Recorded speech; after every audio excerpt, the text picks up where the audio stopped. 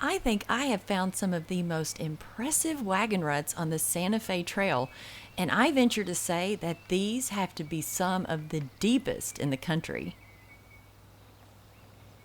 Hey everybody, I'm Julian Gower, and this is Inspecting History, and we are near Wellsville, Kansas, and that is about 40 miles southwest of Kansas City.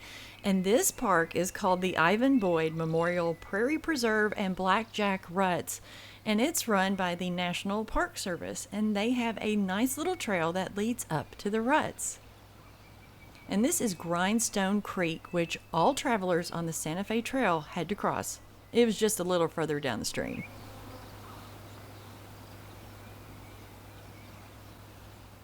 What you're looking at in front of you is the Santa Fe Trail and 4 deep ruts that have been carved into the landscape by heavy wagon traffic between 1822 and 1872.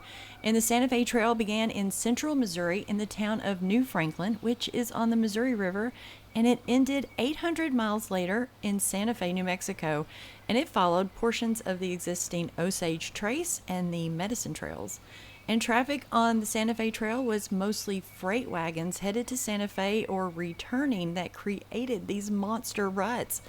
But by 1854, settlers were using it to access the newly organized Kansas Territory. But once the railroads arrived in Santa Fe, the trail was no longer needed, and it was either abandoned or became some of today's streets, roads, and highways. Highway 56 is just north of the ruts, and it follows the Santa Fe Trail for the next 300 miles. And we have quite a few trails that run through Kansas and Missouri. Most famously is the Santa Fe Trail, the Oregon Trail, and the California Trail. These are amazing. These are about 4.5 feet deep in places. That's crazy. Can you imagine how many wagons it took to carve these ruts? I mean, hundreds and hundreds and thousands. The area has never been plowed or cultivated, which is why these ruts are still here for us to see nearly 200 years later. The Park Service built the rock path because there is a layer of sandstone uphill that seeps water, so the bottom of the rut is usually damp.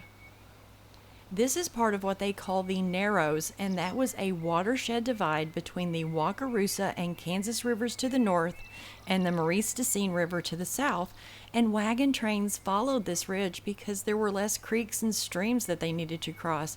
Because crossing a stream or a creek, it was hazardous, even a small stream, because you could get stuck. You could damage your wheel or your axle. I mean, it could be hazardous. This may look like an authentic marker to show the way along the Santa Fe Trail, but no such markers were ever placed along the trail. This stone was placed here by a previous owner. His name was Russell Hayes, and he placed this here in 1965. And it's really hard to read because it looks like some vandals may have gotten to it. But I can make out Sibley Survey 1825, and that is George Sibley. And if you saw my Fort Osage video, you'd recognize that name. He was the factor at Fort Osage, and he helped William Becknell in surveying this trail.